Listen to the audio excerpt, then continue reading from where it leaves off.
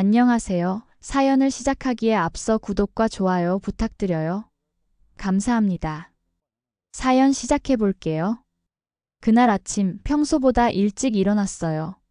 아니, 정확히 말하면 잠이 오지 않았다고 하는 게 맞겠죠. 성복이 부고 소식을 들은 후로 계속 그 친구 생각만 했거든요. 지난달에 병문안 갔을 때만 해도 곧 퇴원해서 소주 한잔 하자며 환하게 웃던 그 얼굴이 자꾸 떠올랐어요. 아내도 마찬가지였나 봐요. 거실에서 검은 옷을 다리미질하고 있는 모습을 보니 밤새 잠을 설쳤을 것 같더라고요. 우리는 말없이 서로를 바라봤어요. 50년 넘게 알고 지낸 친구를 떠나보내는 마음이 어떤 건지 굳이 말하지 않아도 서로 알 수 있었죠. 아내가 중얼거리며 한숨을 쉬었어요. 성복이 부인이 얼마나 힘들까 하는 마음이 담긴 한숨이었어요. 성복이와 우리는 정말 가까웠어요. 같은 동네는 아니었지만 차로 30분 거리에 살면서 한 달에 한 번은 꼭 만났거든요. 우리 부부와 성복이 부부, 이렇게 4명이서 맛집도 찾아다니고 등산도 하고. 아이들 키울 때는 서로 바빠서 자주 못 만났는데 애들이 다 장가들고 시집간 후로는 더 자주 만났죠. 성복이는 참 좋은 친구였어요. 국민학교 때부터 한반이었는데 공부도 잘하고 운동도 잘하고. 그런데도 늘 겸손한 그런 친구였죠. 오히려 공부 못하는 친구들 숙제도 도와주고 점심도 굶는 친구가 있으면 자기 도시락 나누어 주고. 그런 마음씨 좋은 친구였어요. 중학교, 고등학교는 다른 학교를 갔지만 동창회에서 계속 만났고 결혼하고 나서도 가족끼리 가깝게 지냈어요. 성복이에게는 아들 하나, 딸 하나가 있었는데 우리 아이들과도 어릴 때부터 알고 지낸 사이였거든요.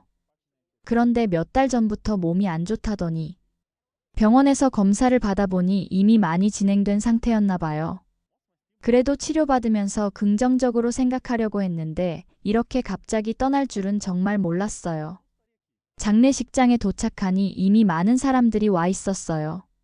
성복이가 회사에서도 인망이 두터웠거든요. 우리는 먼저 빈소에 들어가 절을 올렸어요. 영정사진 속의 성복이는 평소처럼 온화한 미소를 짓고 있었어요. 그 모습을 보니 눈물이 왈칵 쏟아졌어요. 상주로 서 있는 성복이 부인을 보니 마음이 더 아팠어요. 평소에 늘 단정하고 밝은 모습이었는데 오늘은 완전히 절망에 빠진 모습이었어요. 아내가 그분을 꼭 껴안고 한참을 울더라고요. 언니가 이렇게 힘든데 성복이가 어떻게 편히 가겠냐며 조금이라도 마음을 추스르라고 위로했어요. 성복이 부인은 아내의 말에 더 크게 울음을 터뜨렸고 옆에서 지켜보는 저도 목이 메었어요. 조문을 마치고 우리는 뒤쪽 테이블에 자리를 잡았어요. 이미 와 있던 동창들과 인사를 나누며 앉았는데 모두들 침울한 표정이었어요. 철수 녀석은 아예 눈이 빨갛게 되어 있었고 영호는 계속 한숨만 쉬고 있었어요. 우리는 조용히 성복이를 추억했어요. 철수는 눈을 국민학교 때 운동회에서 우리 반이 우승했을 때 성복이가 얼마나 기뻐했는지 얘기했고 영호는 처음 동창회에서 만났을 때의 반가웠던 기억을 떠올렸어요. 저도 6학년 때 도시락을 못 가져온 친구에게 성복이가 자기 도시락을 나누어 준 일을 생각했어요. 그때 그 친구가 얼마나 고마워했는지. 성복이는 그런 사람이었어요. 누구에게나 친절했고 남을 도와주기를 좋아했고 절대 다른 사람을 깎아내리지 않았어요. 그런데 그때였어요. 뒤늦게 누군가 큰 소리를 내며 들어왔어요. 돌아보니 이창섭이었어요. 국민학교 때부터 집안이 좀 잘 살았던 친구였는데 몇 년 전부터 자기가 산 건물값이 올라서 100억대 건물주가 되었다며 동창회 때마다 자랑하던 그 친구였어요. 창섭이는 들어오면서부터 큰 소리로 떠들어댔어요. 장례식장 분위기가 어떤지도 모르는 듯 했어요. 우리 테이블로 다가오더니 빈 의자에 털썩 앉으면서 분위기가 왜 이렇게 침울하냐며 사람 가는 거 순서가 있겠냐면서 사람은 다 때 되면 가는 거다라고 했어요. 아무리 그래도 친구 장례식인데 마치 남인 것처럼 이야기하더라고요. 철수가 여기서 넌 그런 소리를 하냐며 말하는데 창섭이가 손을 휘저으며 막았어요. 그러면서 슬프긴 하지만 그래도 술이나 한잔 하자고 어차피 성복이도 우리가 이렇게 울상하고 있는 거 좋아하지 않을 거라고 했어요. 말은 그럴싸하게 했지만 태도가 영 마음에 안 들었어요. 정말 친구를 애도하는 마음이라면 저렇게 예의 없이 거들먹거리는 태도로 떠들어댈 수 있을까요? 창섭이는 소주병을 따더니 자기 잔에 먼저 가득 채우고는 자기가 부조를 100만 원이나 넣었다며 자랑했어요. 요즘 장례비가 얼만지 알냐며 이 정도면 많이 도움되겠다고 했어요. 자기가 부조를 얼마나 했는지 자랑하는 것도 기가 막혔는데 그 다음에 하는 말이 더 가관이었어요. 창섭이가 갑자기 저를 보더니 손가락질을 하며 말했어요. 야, 질질 짜지만 말고 술이나 따라봐. 너 내 꼬봉이었잖냐. 그 순간 정말 머리에 피가 확 올랐어요. 꼬봉이라니. 국민학교 때 창섭이는 친구들을 자기 마음대로 부리려고 했어요. 하지만 그건 50년도 더 된 일이고 우리는 이제 다 60대가 넘은 어른들이에요. 그런데 친구 장례식에서 그런 말을 하다니.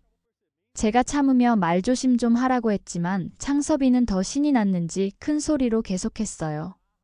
부조는 넉넉하게 했냐? 그래도 넌 성복이라 친했으니까 더 해야 하는 거 아냐?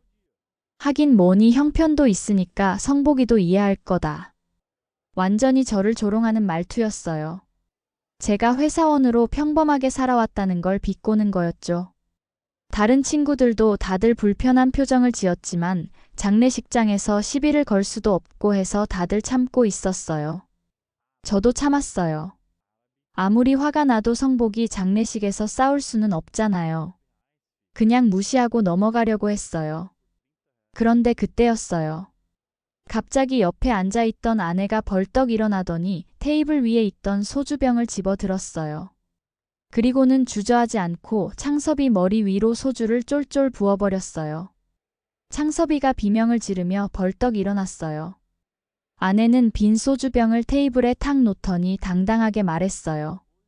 이창섭, 넌 나한테 맞고 질질 짜던 코찔찔이가 지금 여기가 어디라고 그딴 소리를 짓거리냐? 나이 처먹었으면 곱게 처먹어라. 순간 장례식장이 조용해졌어요. 모든 사람들의 시선이 우리 테이블로 집중됐어요. 창섭이는 머리에서 소주가 뚝뚝 떨어지는 걸 손으로 닦으며 어쩔 줄 몰라 했어요. 창섭이가 큰 목소리로 아내를 보며 자기가 아직도 너한테 맞고 질질 짜던 그때 그 꼬마로 보이냐고 물었어요. 그때서야 저도 아내가 뭘 말하는지 기억이 났어요. 국민학교 때 창섭이가 여자친구들을 자주 괴롭혔는데 아내가 참다 못해 창섭이에게 정면으로 맞섰던 적이 있었어요. 그때 아내는 정말 용감했어요. 그때는 아내가 창섭이보다 키가 컸는데 창섭이를 내려다보며 왜 힘없는 친구들만 골라서 괴롭히냐며 정말 비겁한 놈이라고 했었어요. 창섭이는 그날 아내의 어깨를 밀쳐 넘어뜨렸는데 아내가 벌떡 일어나 창섭이를 다시 밀치고 맞서자 창섭이가 울면서 도망갔었거든요. 지금도 마찬가지였어요. 50년이 넘게 지났지만 아내의 정의감은 여전했어요. 친구의 장례식에서 저를 모욕하는 창섭이를 그냥 넘어갈 수 없었던 거죠.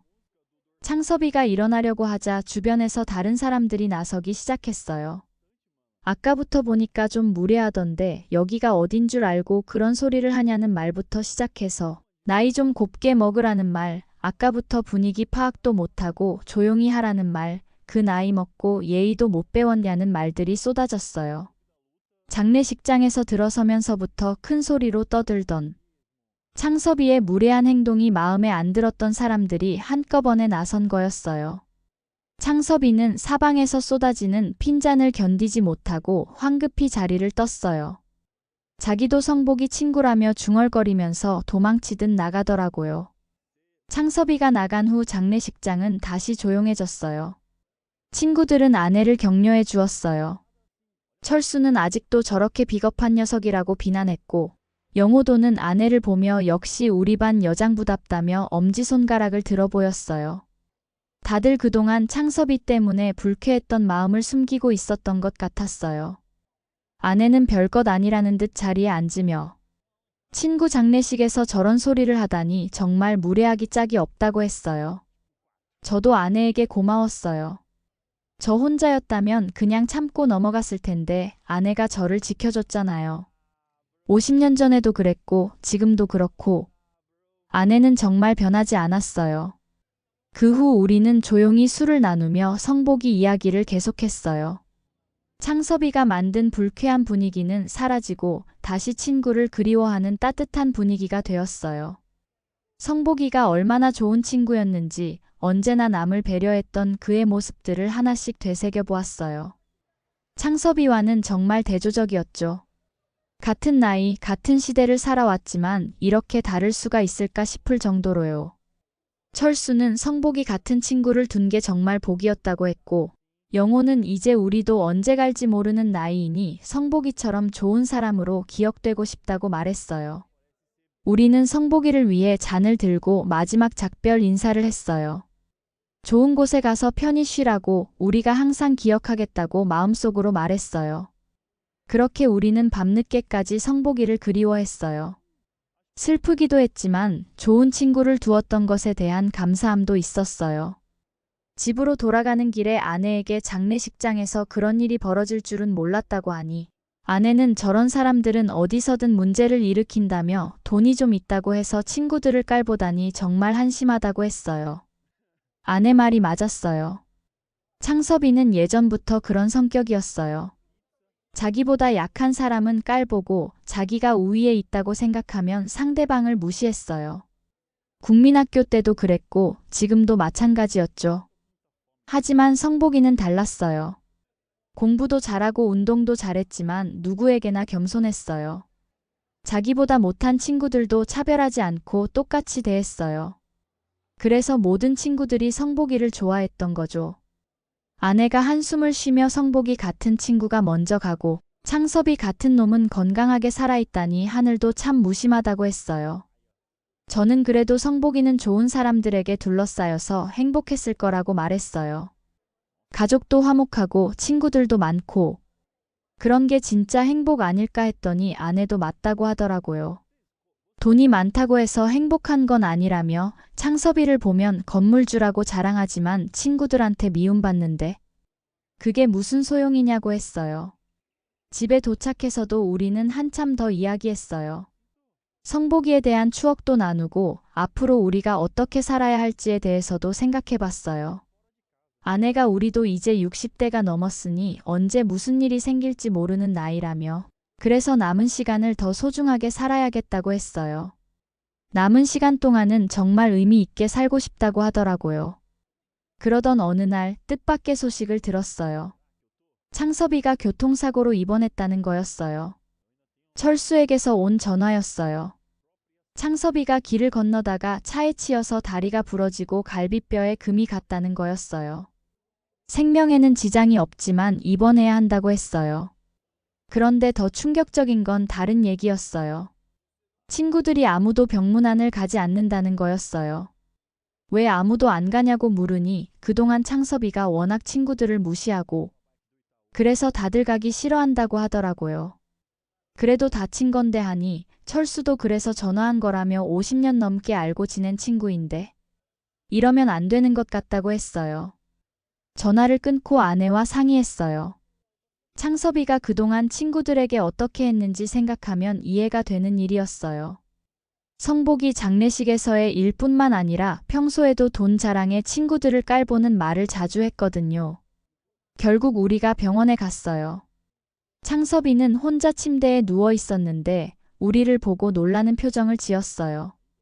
너희들이 왜 왔냐고 하기에 다쳤다는 소리 듣고 왔다고 했어요. 창섭이는 말없이 우리를 바라봤어요. 평소에 거들먹거리는 모습은 온데간데 없고 뭔가 초라해 보였어요. 많이 아프냐고 물으니 별로 안 아프다고 했지만 창섭이의 표정에서는 육체적 고통보다 다른 아픔이 느껴졌어요. 아마도 아무도 찾아오지 않는 외로움 때문이었을 거예요. 하다못해 아내도 자식들도 안 보였거든요. 우리는 오래 있지는 않았어요. 과일 좀 사다 놓고 안부 정도만 묻고 나왔어요. 창섭이도 별로 할 말이 없어 보였고 우리도 어색했거든요. 창섭이는 시간이 지나 퇴원했어요. 그 후로도 동창회에는 나오지 않았어요. 아마 부끄러웠을 거예요. 자기가 그렇게 자랑하던 돈과 건물로도 진짜 친구는 사지 못한다는 걸 깨달았을 테니까요. 창섭이는 여전히 100억짜리 건물주로 살고 있었지만 진짜 친구는 하나도 없었어요. 돈으로는 모든 걸 살 수 있다고 생각했겠지만 사람의 마음만은 살 수 없다는 걸 이제야 깨달았겠죠. 우리 부부는 여전히 행복하게 지내고 있어요.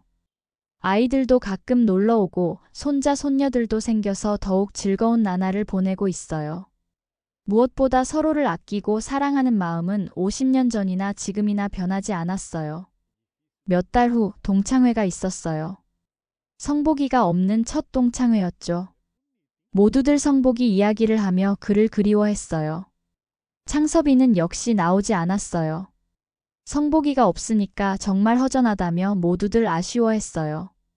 항상 먼저 와서 자리 잡고 기다리고 있었는데 하면서요. 우리는 성복이를 위해 빈자리에 술잔을 놓고 건배했어요. 그리고 성복이가 좋아했던 노래도 불렀어요. 그날 동창회는 이상하게 더 따뜻했어요. 창섭이가 없어서 그런지 모두들 편안하게 이야기했어요. 서로를 깎아내리거나 자랑하는 사람 없이 그저 오랜 친구들이 만나서 추억을 나누는 그런 시간이었어요. 이 나이에 이렇게 모일 수 있는 친구가 있다는 게 소중한 거라며 한 친구가 말했어요. 다른 친구도 우리도 이제 언제 무슨 일이 생길지 모르는 나이라며 앞으로 더 자주 보자며 동의했어요. 집으로 돌아가는 길에 아내와 이야기했어요. 오늘 동창회는 참 좋았다고 하니 아내도 창섭이가 없으니까 훨씬 편하더라고 하더라고요. 집에 도착해서 우리는 차 한 잔을 마시며 더 이야기했어요. 그리고 앞으로의 계획에 대해서도 이야기했어요. 이제 우리도 진짜 노후를 생각해야 할 때가 된 것 같다고 아내가 말했어요. 아이들도 다 독립했고 이제 우리 둘만의 시간이니까요. 그날 밤 잠들기 전에 성복이 생각이 났어요. 아마 성복이도 우리처럼 아내와 함께 노후 계획을 세우고 있었을 텐데. 정말 안타까웠어요. 우리는 앞으로도 성복이를 기억하며 살아갈 거예요. 그리고 성복이가 보여준 것처럼 남을 배려하고 겸손하게 의미 있게 살아갈 거예요. 그것이 50년지기 친구에 대한 최고의 추모이자 우리 자신을 위한 최고의 삶일 테니까요. 제 긴 이야기를 끝까지 들어주셔서 감사합니다. 구독과 좋아요, 알림 설정까지 잊지 마세요.